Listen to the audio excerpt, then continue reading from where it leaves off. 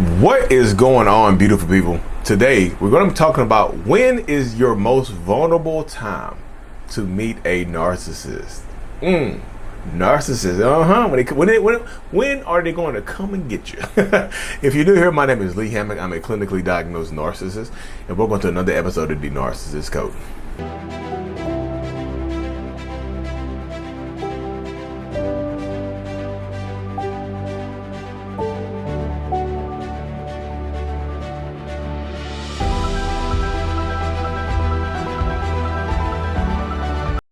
So boom, welcome back.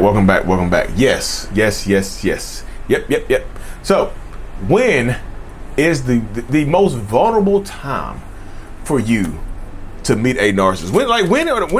When is the most open time to meet a narcissist, y'all? Like, I think a lot of people, when I use the word vulnerable, I was trying to search for a better word, but I just could not think of a better word right there. Because a lot of people, when I say the word vulnerable, you automatically assume that that's the time you're going to meet a narcissist, like when you're vulnerable. Like, when you just went through a loss, because this is what happens a lot of times. You can meet a narcissist when you just left a relationship, when you just experienced the loss of a family member or a friend or something like that. Like you're going through some type of hurt or some type of pain, correct? You can meet a narcissist during those times right there, right? But what I've discovered after talking to so many people, thousands of people over the last 3 years, y'all, 3.5 years, is the fact that, to me, a lot of people meet narcissists when you're doing well, when you're at the peak of your life, when you're doing amazing, when things are going good, when life is great, is when you meet a narcissist. Like, so many people have this happen. Now, again, y'all, this is not, I haven't ran the scientific method on or anything like that. I don't have a hypothesis. No, I don't have a conclusion or no testing data. This is all anecdotal, but I've talked to so many people that there's some validity to it, I feel. And if y'all, like I said, when did you meet a narcissist? When you're going through grief and loss, or when you were doing very well? Because this is what I tell people, like, is when you're more likely to meet a narcissist. For me, not more likely. You're likely to meet a narcissist. I'll just take away the word more. You're likely to meet a narcissist when you're doing well, when you have when your finances are in order, when like money is not an object, like when you have just graduated from school, you have everything going for you. When you're at a peak, you're likely to meet a narcissist when you're peaking in life, as opposed to when you're going through a valley. Now, you can meet narcissists in the valley. There are hundreds of examples of people meeting narcissists when they were going through something. I just left a terrible relationship. My husband cheated on me, and we were separated. First person I met. I got divorced. First person I met. My mom passed away. Met somebody that met my cousin's husband's best friend at the funeral. I met all these people, right?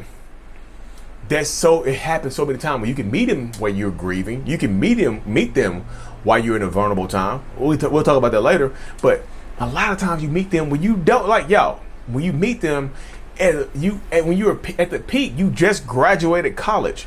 You just got your like master's or PhD or something like that. You just made your first million. You just opened up your business. You just started your own company. You just did something great in your life. I know I'm talking about some big, I'm talking about like over the top stuff. But it doesn't have to be that big. It can be just a celebration for you. You can be at the top of your life. You just graduated high school, a peak moment in your life, right? You meet them at life's peaks, right? And they come take you down to the bottom.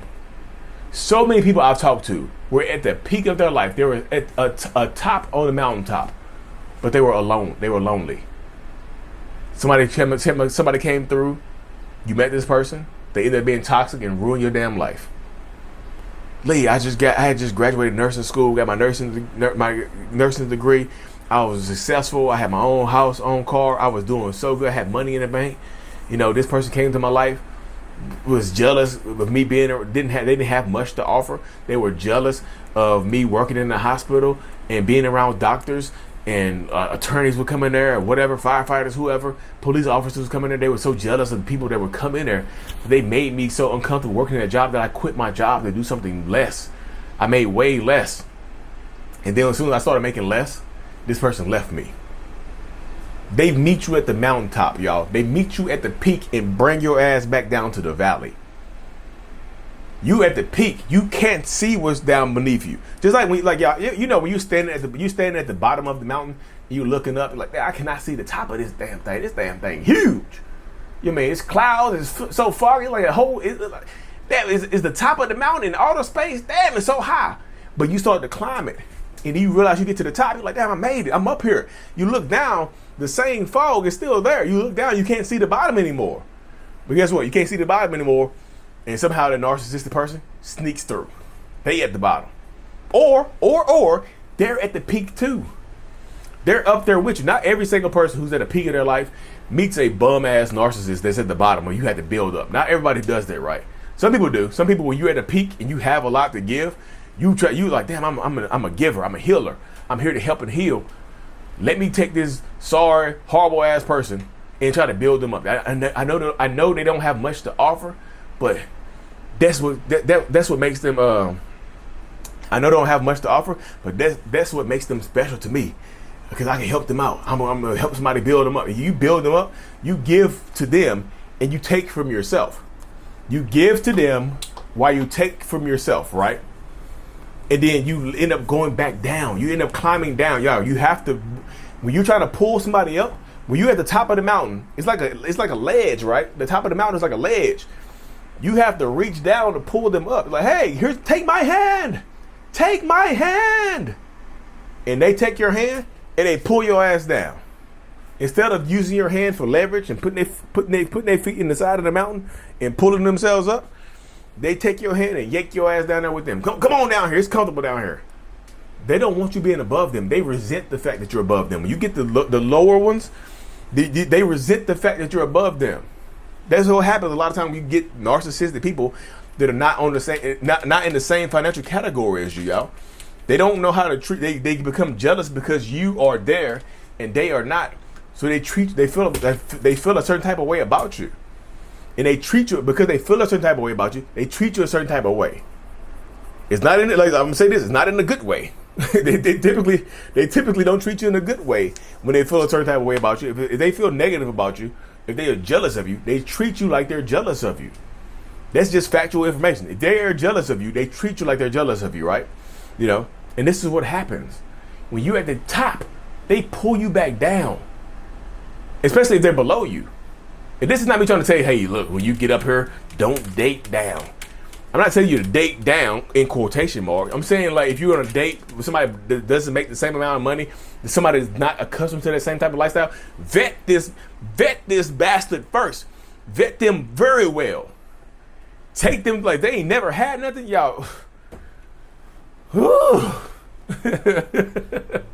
I see this so much, y'all. They resent you for it. They get you when you're at a peak, right? They get you when you're at the mountaintop. That's how they get you. Gotcha gonna get you. They get you while you're at the mountaintop. When you're peaking, that's when they come and get you. So like I said, I'm not telling you not to date down in quotation mark. I'm just saying make sure you vet this person good, because they'll pull you down, y'all. They'll pull you back down to the depths. They'll make you feel like your success doesn't mean anything, because to them it makes them jealous and they don't want to hear about it.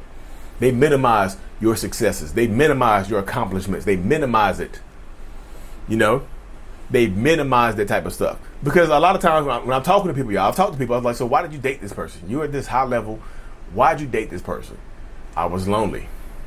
I felt like I had everything. I felt like I was lonely. I felt like I had everything else in my life was going well, but I didn't have anything. I didn't have a person to share it with. And I just so happened to meet this person. They fit most of my criteria. There were some red flags. There are some, look, they fit most of my criteria.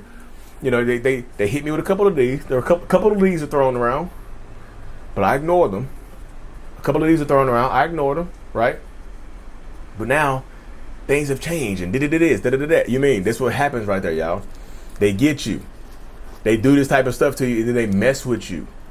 They pull you down because, like I said, you've seen the red flags, and they start once they have you in love or trapped or whatever, with a baby on the way, whatever it is, they start to show you their true colors, and they start to pull you down off that mountaintop. They make your life unhappy as hell.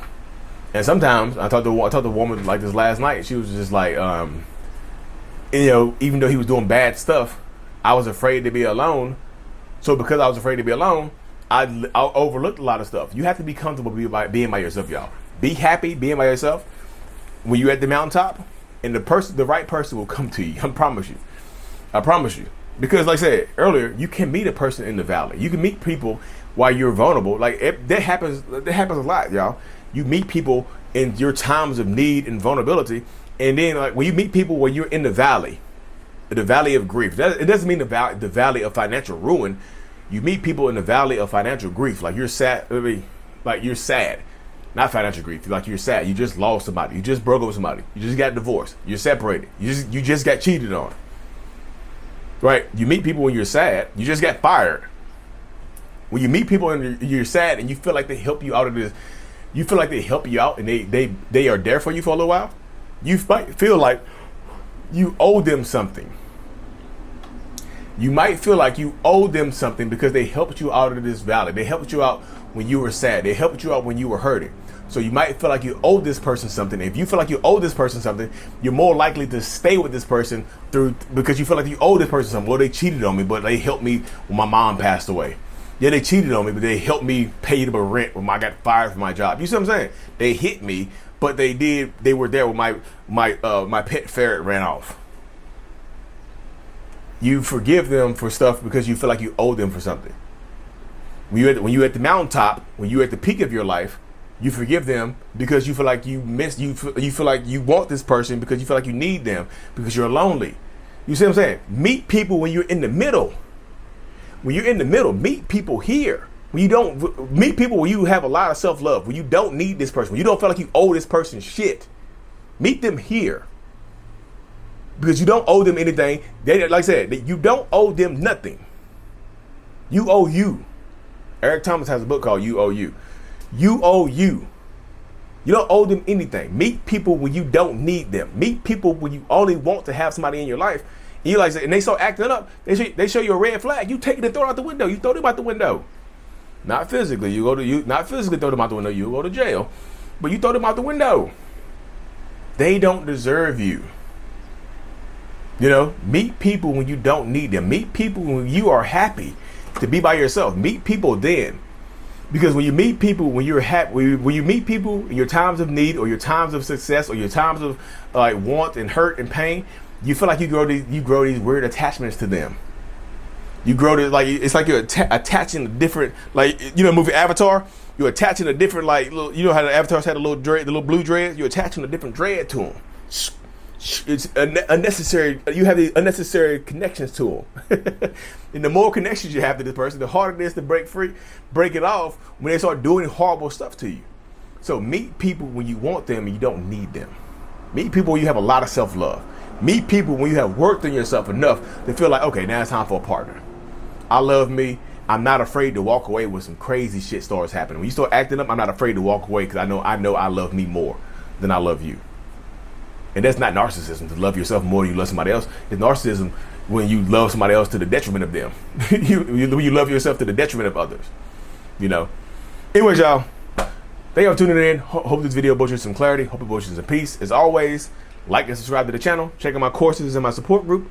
Mental Illness is out. Peace. Thank you so much for making it to the end of my video. I am extremely grateful for you. Have no idea. If you haven't already, make sure you go ahead and subscribe to the channel. Helps reach more people. And click on the screen to watch another video or to browse through another playlist. There's also a link on the screen to check out my courses and my support groups to help you heal and understand what you've been through. Thank you so much again. I will see you in the next video. Peace.